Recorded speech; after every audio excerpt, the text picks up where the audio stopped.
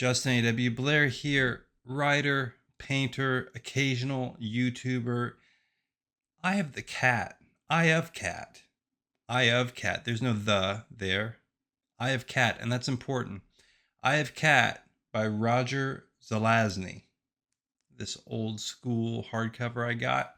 Set around for quite a while on the old bookshelf. The bookshelf revolves a lot. I do sell some used books as a part-time, not sinecure, but a part-time job. And I had this sitting up there in my sci-fi collection. Should I sell it? Should I keep it?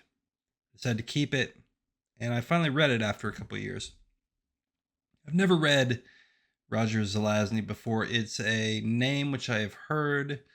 Chronicles of Amber or Chronicles in Amber, something like that. That is the main book that I think he wrote that I remember. I did a little research in, but I don't like to sit here and read you Wikipedia.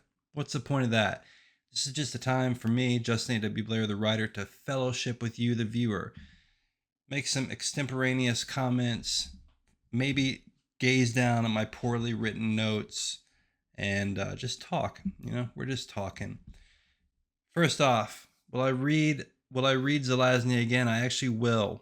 I was impressed with this. It's a short book, and he's known for writing rather short books. A little past a novella, perhaps, but it's basically in that novella range. I'm not going to give away too much here because I think this is a book that if you're interested in science fiction, you should read, especially if you're a writer. He does some excellent things, and he's an excellent writer. I don't like long commercials in the middle of a YouTube video, so I'll get to the point quick. My own novel, written by me, Justin A.W. Blair, entitled The Haunt on the Island of Esmer, is out, available on Amazon. You can buy it in ebook or paperback format. It is inspired by Malazan, A Song of Ice and Fire, and The Black Company. Epic novels in that vein. Take a moment, check it out. But I do want to kind of lay out a little bit for you. Now, I made the mistake of calling this Eye of the Cat, but there is no cat in this book. And I'm not going to lie to you. Maybe I bought it because I thought there was a cat. Maybe I thought there was a space cat. I didn't know. I just picked it up and bought it. Cat is a hunter alien being which can morph into different bodies and is excellent at killing. But our main character is a Navajo, time-traveling Navajo, but also the last of his kind of, who is a kind of bounty hunter, killer, tracker himself. And he's on a mission to stop this other alien, which really doesn't have a great deal to do with the story. And in fulfilling that mission, he goes back to a kind of menagerie in some sort of scientific institute where he had captured Cat, and Cat had been imprisoned in this, and he lets it out. The alien Cat can psychically communicate, though, and he's not really sure of that until he goes to Cat and tries to speak to it. He always had a suspicion that was the case. Ultimately, what this is a story about two beings who are the last of their kind and who are alone in the world and feel alone in the world. And Zelazny brings that to life almost perfectly. There's an experimental fashion which, after the new wave of science fiction in both the United States and the UK, became the mainstay of science fiction, I think, outside of the big franchises and genre and the tail end of the more adventure novel, golden age type storytelling. I've generally shied away from this because, frankly, it becomes tedious many different times. What Zelazny did and what impressed me here was that he pulled off some methods, which I don't think they're postmodern. I actually think they're modernist methods.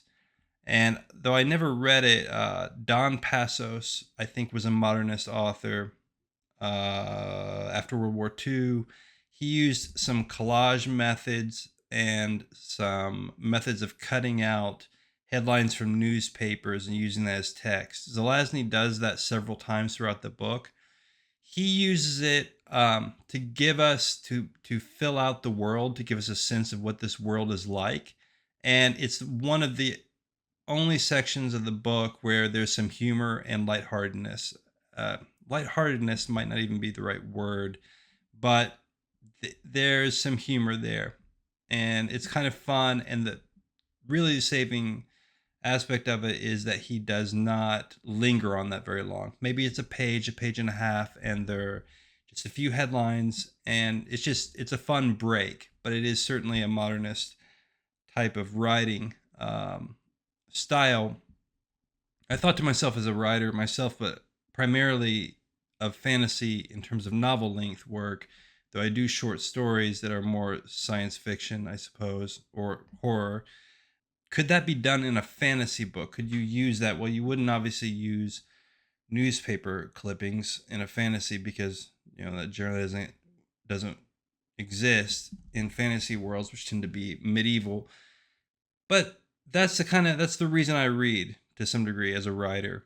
Besides enjoyment, is that now I have this thought like, could I put that in my own work somehow? Could I use that method? Could you use methods like that in fantasy? My gut instinct is you can't, but I'm going to consider that more. There's another aspect of this where you're reading it, and the main character is a Navajo Indian, and there is a lot of Navajo mythology. I thought to myself as I'm reading it, has Roger Zelazny, is he gone woke? He has not. This is actually an excellent way of dealing with a character from another culture, and it's just done really, really well. I mean, you fall into the mythology of the Navajo. Some of it's a bit opaque. I've read a lot of mythology myself, so I kind of understand it as we're going along. You don't have to understand it entirely. It does bring you in to the book though, and bring you into the character. But that's not what's really important about it. What's important about it is that this Navajo hunter Indian tracker can really be anybody, which was one of the first reasons as a kid I liked to read literature. Is I wanted to experience other people's viewpoints, regardless of where they came from, whatever. And as time has gone on, that has become sometimes more difficult because of the writers wanting to inject their particular political message alongside that. That's not always the case, but it is often the case, especially in television and film. I got no sense of that whatsoever. It was just really absolutely perfectly done. I mean, and there's a lot of, I mean, the Navajo Indian aspect of it plays a big part in the story. My understanding is that Zelazny often took from different mythologies to inform different books he wrote. I believe he did one with Egyptian mythology, and there's some others, but again, I've never read those. Setting is not only given to us briefly, but also extremely in a curt way, but in an effective way. We feel like we're in the future. There is a slight cyberpunk feel in the sense that there's these kind of anonymous corporations and government entities, and they are at odds with and fighting aliens that feel overpowered, but are also they can deal with. But then it's all kind of going on under the hood, like no one actually knows this is happening, and that's why the main character is brought in is to deal with this threat.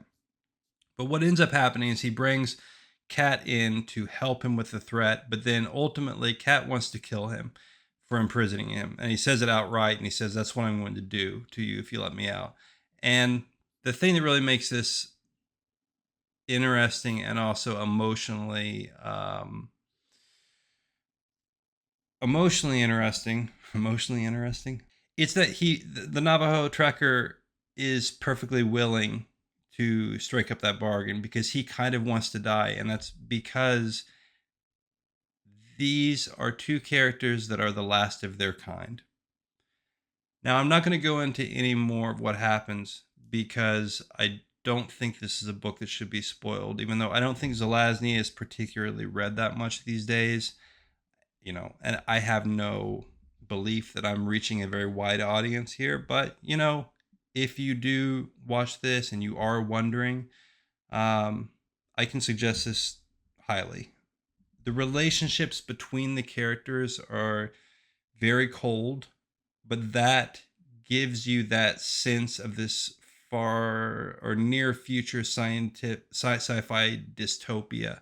It all works together to create this setting. There's a very short, really interesting setting where there's I think it's in the desert somewhere in Saudi Arabia or something in the Middle East, and it's this forest that is, they're kind of fake trees, but they're kind of real trees, but they serve as pipelines for oil.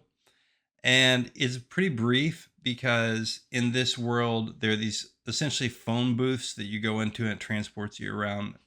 It's it, it seems real. That's the thing. Like, I mean, it's a gimmick to get you around the world, but it feels like it's real. And so you go to these places on occasion, like that forest of pipeline trees, which is a national park, I guess. And though we don't spend much time there, I mean, it just feels very real.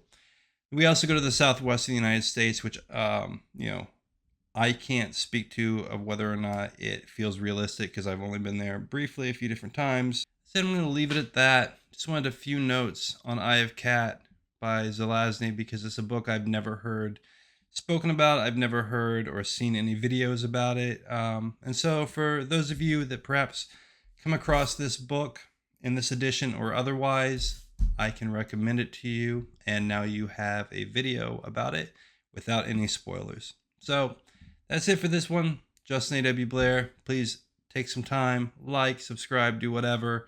Perhaps consider picking up my own book, and stay tuned for more videos.